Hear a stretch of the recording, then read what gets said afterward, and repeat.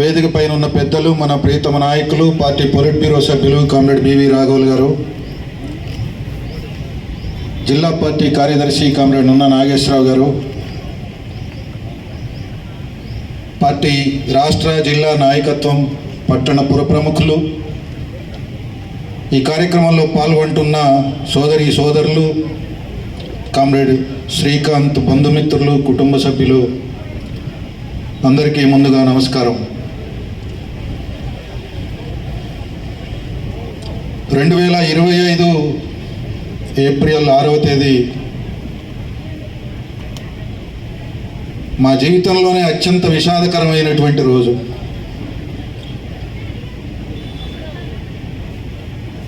అఖిల భారత మహాసభల్లో ప్రతినిధులుగా పాల్గొనడం కోసం రాష్ట్రంలో ఉన్న ప్రతినిధులందరము కలిసి వెళ్ళాలని పోతినేని సుదర్శన్, రాష్ట్ర రైతు సంఘం ఇక్కడ ప్రతినిధులుగా ఉన్నటువంటి మేము నలుగురు, కార్యదర్శి వర్గ సభ్యులు సిపిఎం తెలంగాణ రాష్ట్ర కమిటీ, శ్రీకాంత్, నున్న నాగేశ్వరరావు, భారత్ గారు, నేను హైదరాబాద్ వెళ్ళి అందరితోని కలిసి వెళ్ళాం. చాలా సంతోషంగా ఉద్యమ గీతాలు, విప్లవ గీతాలు ఆలపించుకుంటూ మదురై చేరుకున్నాం. 2 రోజులు మంచిగానే ఉన్నాం. 3వ రోజు అర్ధరాత్రి నుంచి ఆరోగ్య సమస్య ప్రారంభమైంది. రాఘవులు గారు చెప్పినట్టు అనేక ప్రయత్నాలు చేశాం.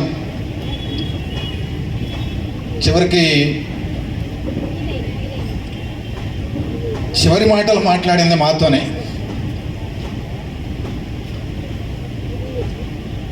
ఏం కాదు, ధైర్యంగా ఉండి శ్రీకాంత్, మనం పెద్ద హాస్పిటల్లోనే ఉన్నాం, అపోలో హాస్పిటల్లో అంటే థియేటర్లోకి వెళ్ళే ముందు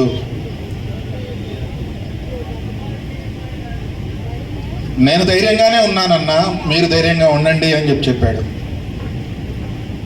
లోనకి వెళ్ళిన కొద్దిసేపటికి తర్వాత డాక్టర్లు వచ్చి మా చేతిలో లేకుండా పోయింది అని చెప్పారు. కుటుంబానికి ఎట్లా చెప్పాలో అనే ఒక తీవ్రమైనటువంటి వేదన. రోజువారీ టచ్లో ఉన్నాం ఆ 2 రోజుల పాటు. కుటుంబము, పార్టీ, నాకంటే ముందు మాట్లాడిన పెద్దలు చెప్పినట్టు శ్రీకాంత్కి సొంత కుటుంబం ఎంతో. ఖమ్మం జిల్లా కమ్యూనిస్టు ఉద్యమం, ఖమ్మం పట్టణ కమ్యూనిస్టు ఉద్యమం, ప్రత్యేకించి ఖమ్మం 3 టౌన్ ఉద్యమం కూడా శ్రీకాంత్కి ఒక కుటుంబంలాగానే తన జీవిత పర్యంతం భావించాడు. అందుకే ఖమ్మం పట్టణ ఉద్యమంలో, జిల్లా ఉద్యమంలో ఎప్పుడు ఏ రకమైనటువంటి ఉద్యమాలు నిర్వహించిన, సమస్యలు వచ్చినా పార్టీని కంటికి రెప్పలాగా కాపాడుకోవాలి అని నిరంతరం ప్రయత్నం చేశాడు.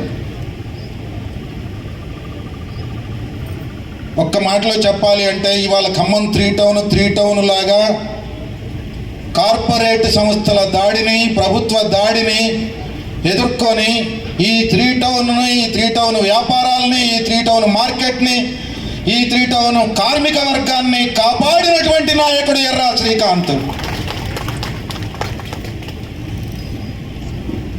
3 టౌన్ పరిరక్షణ కమిటీ ఏర్పాటు చేసి, మార్కెట్ పోతా ఉంది, వ్యాపారాలు పోతా ఉన్నాయి, కార్పొరేట్ సంస్థలు వస్తూ ఉన్నాయి,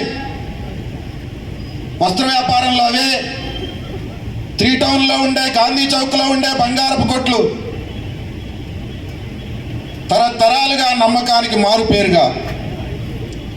ఇప్పుడే జిల్లా సెక్రటరీ గారు నున్న నాగేశ్వరరావు గారు రాఘవులు గారికి ఉమామహేశ్వరరావు గారిని పరిచయం చేస్తూ చెప్పారు, 100 సంవత్సరాల వస్త్ర వ్యాపారం ఒక నమ్మకము. గుర్రం వెంకటేశ్వర్లు గారు అని అంటే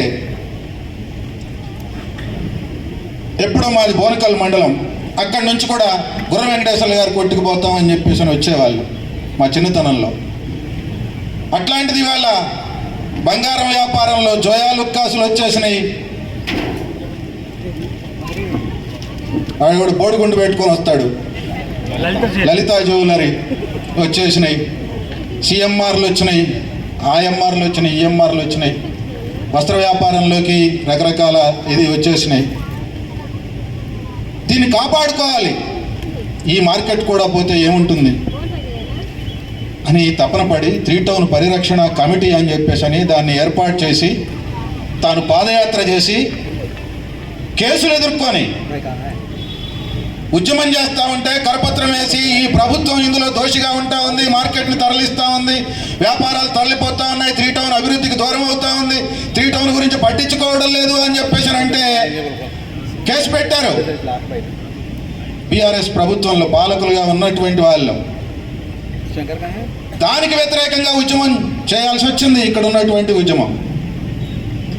అందుకనే లేస్తే చాలు, ఎట్లా ఈ పట్టణాన్ని కాపాడుకోవాలి, ఎట్లా ఈ కార్మికుల్ని కాపాడుకోవాలి, ఎట్లా ఈ వ్యాపారాలను నిలబెట్టుకోవాలి, ఎట్లా ఈ 3 టౌన్ ఉద్యమాన్ని ముందుకు తీసుకుపోవాలి, ఈ 3 టౌన్ ప్రాంతాన్ని ఎట్లా అభివృద్ధి చేయాలి అనేటటువంటి తపన నిరంతరం ఆయన జీవితంలో. నాకు 2004 చివరిలో నేను ఖమ్మం వచ్చాను, 2005లో నేను పార్టీ జిల్లా సెక్రటరీ అయ్యాను. అంతకుముందు మేమందరం కామ్రేడ్ వజనేపల్లి, శ్రీకాంత్, ధనాల కొండయ్య గారు డివైఎఫ్ఐ జిల్లా కమిటీలో, రాష్ట్ర కమిటీలో కలిసి పనిచేశాం. ఆనాటి నుంచి శ్రీకాంత్తోనే పరిచయం ఉంది. ప్రత్యేకించి నేను జిల్లా కార్యదర్శి అయిన తర్వాత ఆయన టౌన్ కార్యదర్శిగా ఉన్నాడు. ఏ కార్యక్రమం జరిగినా ఖమ్మం పట్టణంలో ఎక్కడి నుంచి ఇప్పుడు చెప్పారు, రాఘవులు గారు చెప్పారు, ట్రంప్ దుర్మార్గుడు, ఒక దేశానికి సంబంధించినటువంటి ఒక అధ్యక్షుడిని, అధ్యక్షుడి భార్యని అర్ధరాత్రి పూట అధ్యక్ష భవనంలో పడుకొని నిద్రపోతూ ఉంటే యుద్ధ విమానాల్ని పంపించేసి అక్కడున్న కాపలా ఉన్నటువంటి సైనికుల్ని అమానుషంగా చంపేసి అధ్యక్షుడిని, అధ్యక్షుడి భార్యని, వెనిజులా అధ్యక్షుడు మధురోని ఆయన భార్యని సిరియా ఫ్లోరిస్ని ఇద్దరిని కూడా ఏదో మనం రామాయణంలో చూసాము, రావణాసురుడు వచ్చి సీతనెత్తుకొని పోయాడు అని అన్నట్టుగా ఇవాళ రావణాసురుడు లాంటి దుర్మార్గుడిగా ట్రంప్ వెనిజులా అధ్యక్షుడి విషయంలో, ఆయన భార్య విషయంలో ఎత్తుకొని చేతులకు బేడీలేసి విమానాల్లో తీసుకొని అమెరికా తీసుకొని పోయి అక్కడ కోర్టుల్లో విచారణ చేసి శిక్షిస్తానని చెప్పేసిన దొంగల్ని, రౌడీల్ని, గూండాల్ని, డ్రగ్స్ మాఫియాని పెట్టేటటువంటి జైళ్లలో పెట్టేసినటువంటి దుర్మార్గం జరిగింది. ఇట్లాంటి ఘటనలు జరిగినటువంటి ప్రతి సందర్భంలో శ్రీకాంత్కి ఫోన్ చేస్తే, అన్న చెప్పు ఏం చేద్దాం. ఒక్కసారి కూడా నేను 13 సంవత్సరాలు 12 సంవత్సరాలు జిల్లా కార్యదర్శిగా పనిచేశాను. ఏ సందర్భంలో దేశంలో, రాష్ట్రంలో, ఖమ్మంలో, ప్రపంచంలో ఎక్కడ ఏ రకమైనటువంటి అది సామ్రాజ్యవాద వ్యతిరేక కార్యక్రమం కావచ్చు, మతోన్మాద వ్యతిరేక కార్యక్రమం కావచ్చు, లౌకిక తత్వాన్ని కాపాడుకునే కార్యక్రమం కావచ్చు, కార్మిక హక్కుల్ని నిలబెట్టుకునేటటువంటి కార్యక్రమం కావచ్చు, మహిళల దాడుల్ని ఎదుర్కొనేటటువంటి కార్యక్రమం కావచ్చు, ఏ కార్యక్రమానికి ఏ పిలుపు ఏ సందర్భంలో ఇవ్వాలి అన్నా మేము రెడీ, చెప్పు ఎక్కడ చేద్దాం, ఎంతమందితో చేద్దాం, ఎట్లా చేద్దాం, ఏ రూపంలో చేద్దాం అని చెప్పేసి అనేవాడు. ఒక్క రోజు కూడా ఇవాళ నేను చెప్పడం కాదు, ఇక్కడ శ్రీకాంత్ డివిజన్ కార్యదర్శిగా రిలీవ్ అయినప్పుడు ఒక విస్తృత సమావేశం పెడితే ఆ సమావేశంలోనే చెప్పారు, శ్రీకాంత్ అనేవాడికి ఒక పిలుపు, ఒక పోరాటం, ఒక కార్యక్రమం ఎలా అందుకుందామా, ఎలా చేద్దామా, ఎలా నిలబెట్టుకుందామా, ఎలా కార్యకర్తలను తయారు చేద్దామా, ఎలా ఉద్యమాన్ని విస్తరిద్దామా, ఎలా ప్రజల్లో కలిసిపోదామా అనేటటువంటి నిరంతర తపనని ప్రదర్శించినటువంటి గొప్ప నాయకుడు. ఆ రకమైనటువంటి కృషి ఆయనలో ఉంది అని చెప్పేసి ఆ రోజు చెప్పాము. ఈరోజు మళ్ళీ గుర్తు చేస్తూ ఉన్నాం ప్రజలకి. సోమయ్య గారు మాట్లాడుతూ చెప్పారు, ఉద్యమంలో ఆటుపోట్లు వస్తే ఊగిసలాటలకి తావు లేకుండా నిలబడ్డాడు అని చెప్పేసి. నిలబడ్డాడు కాదు, నిలబడమే కాదు, నిలబెట్టాడు ఉద్యమాన్ని. అనేక ఆటుపోట్లు వచ్చినాయి. ఈ ఖమ్మం పట్టణం ఉద్యమం ఎర్ర వెంకన్న గారు, కమ్మాకుల జోగయ్య గారు, బెందడపు యాకయ్య గారు, పిల్లుట్ల వెంకన్న గారు, పిట్టల రామచంద్రం గారు, చిల్లంచెర్ల రాములు గారు, గోపాలం గారు, ఇందులో తెలంగాణ పోరాట కాలం నుంచి నిలబడిన వాళ్ళు ఉన్నారు. తర్వాత ఉద్యమంలో భాగస్వాములైనటువంటి వాళ్ళు ఉన్నారు. వాళ్ళందరూ అమరవీరులు అయినారు. ఆ అమరవీరులు ఈ ఉద్యమంలో ఎటువంటి ఆటుపాట్లు, ఎన్ని ఇబ్బందులు, ఎన్ని సమస్యలు, ఎన్ని నిర్బంధాలు, అది అత్యవసర పరిస్థితి కావచ్చు, రైల్వే కార్మికుల సమ్మె కావచ్చు, ఈ జిల్లాలో వెంగళరావు దౌర్జన్యం కావచ్చు, కాంగ్రెస్ పాలకులు వివిధ సందర్భాల్లో విధించినటువంటి నిర్బంధం కావచ్చు, వీటన్నిటినీ తట్టుకొని వీళ్ళందరికీ ఆద్యుడిగా చిరావురి గారు ఉన్నారు, ఆరాధ్య దైవంగా ఉన్నారు. చిరావురి గారు, మంచికంటి గారు తదితర మహనీయ నేతల బాటలో ఈ ఉద్యమాన్ని నిలబెట్టాలి, దీన్ని ముందుకు తీసుకుపోవాలి. ఏ ఆటంకం వచ్చినా, 2007లో ఒక పెద్ద ఆటంకం వచ్చింది. ఏం చేద్దామంటే చేద్దామన్నా ఒక ఊపి ఇవ్వాలి, మన యంత్రాంగానికి ఒక విశ్వాసం ఇవ్వాలి, పెడదాము. ఏం చేద్దాం శ్రీకాంత్ అంటే, ఎర్ర దండు యాత్ర పెడదాము. ఎర్ర దండు యాత్ర ఈ ఖమ్మం పట్టణంలో 5,000 మంది ఎర్ర చొక్కాలు వేసుకొని, ఎర్ర షర్ట్లు వేసుకొని, ఎర్ర కండవాలు వేసుకొని ఇక్కడి నుంచి ఖమ్మం పట్టణం అంతా పెద్ద ఎత్తున ప్రదర్శన నిర్వహించి, ఎవరు ఏమి చేసినా ఈ కమ్యూనిస్టు ఉద్యమాన్ని, ఈ మార్క్సిస్టు ఉద్యమాన్ని, ఈ సిపిఎం పార్టీని దెబ్బ తీయలేరు అనే విశ్వాసాన్ని కలగజేసినటువంటి నాయకుడు ఆ ఎర్రదండు యాత్ర ద్వారా శ్రీకాంత్.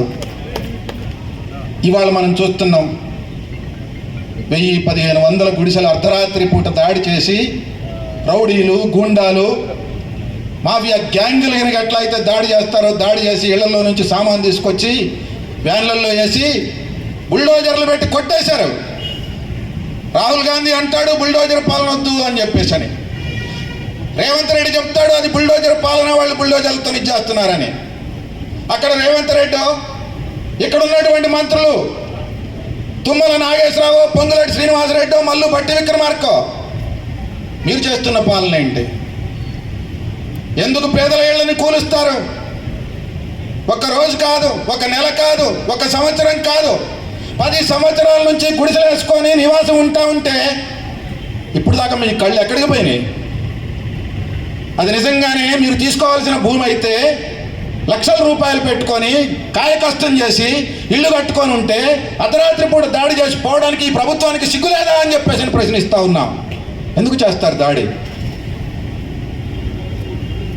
ఇక్కడ ఒక విషయం అర్థం చేసుకోవాలి, ఈ సమస్య, ఇటువంటి సమస్య ఎప్పుడైనా వస్తుందని శ్రీకాంత్ 2005లోనే శ్రీకాంత్ నాయకత్వంలో శ్రీకాంత్, ఎర్ర శ్రీనివాసరావు, అట్లాగే కామ్రేడ్ విక్రమ్, ఖమ్మం పట్టణంలో ఉన్నటువంటి ఇంకా కొంతమంది 2-3 ఉన్నారు వీళ్ళకి తోడుగా, ఖమ్మం పట్టణంలో ఉన్నటువంటి పేదలందరికీ ఇళ్ల స్థలాలు ఇవ్వాలి అని చెప్పేసి అని నిరవధిక నిరాహారదీక్ష చేశారు. రాఘవులు గారు రాష్ట్ర కార్యదర్శిగా ఉన్నారు.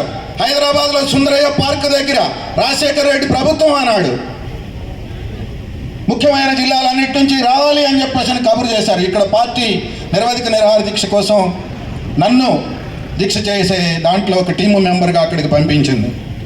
హైదరాబాద్లో మేము చేశాం, ఇక్కడ వీళ్ళు చేశారు. ప్రభుత్వం కదిలొచ్చింది.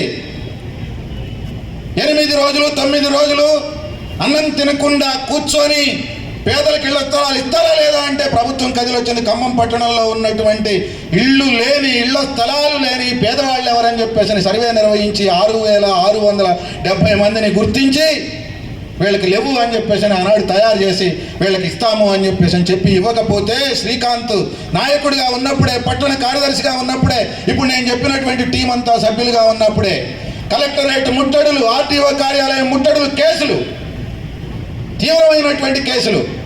శ్రీకాంత్, నేను, విక్రమ్ అందరం జైలుకి వెళ్ళాం. సమీనా గారు కూడా ఉన్నారు కేసులో, ఆనాడు చైర్పర్సన్గా ఉన్నారు. జైలుకు పంపించారు. తీవ్రమైన నిర్బంధం సాగింది. అయినా ఈ పట్టణంలో, పట్టణ చుట్టుపక్కల వివిధ రకాల కాలనీలు ఏర్పాటైనవి. 1000 ఇళ్ళు, ఇళ్ల స్థలాలు పేదలకు వచ్చినాయి.